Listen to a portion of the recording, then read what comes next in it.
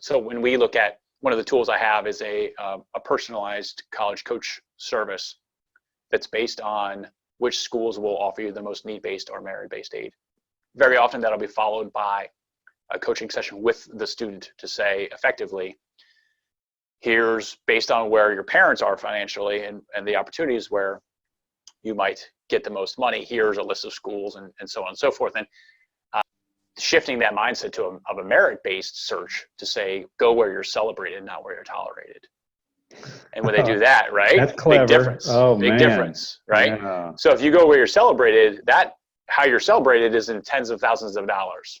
So much more money is given out to academic merit students than to athletic merit students. Many times more students are able to qualify to get a scholarship to go to college based on their SAT or ACT than they are on their jump shot.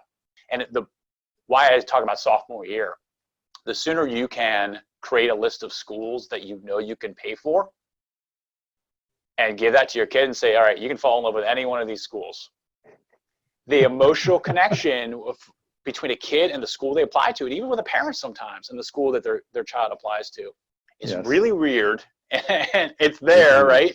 It is. You can do that in sophomore year, start to fall in love with schools you can actually afford to go to. Yeah. You're going to find that there's some awesome schools, maybe you never heard of, but there are phenomenal schools out there that'll pay you a lot of money to go there. And then, unlike other families, now you're sitting at your dining room table with 6 acceptance letters, all of which are great. And you haven't even begun the financial aid award appeals process yet, right? Which is another thing I do. So it's like the whole shift. If you find this stuff out in sophomore year, your whole search shifts, not from, man, I hope we get in, I hope we can figure out how to pay for it, to we've got our RFP, we know how much we're going to pay for college unless we get more than we expect in merit money.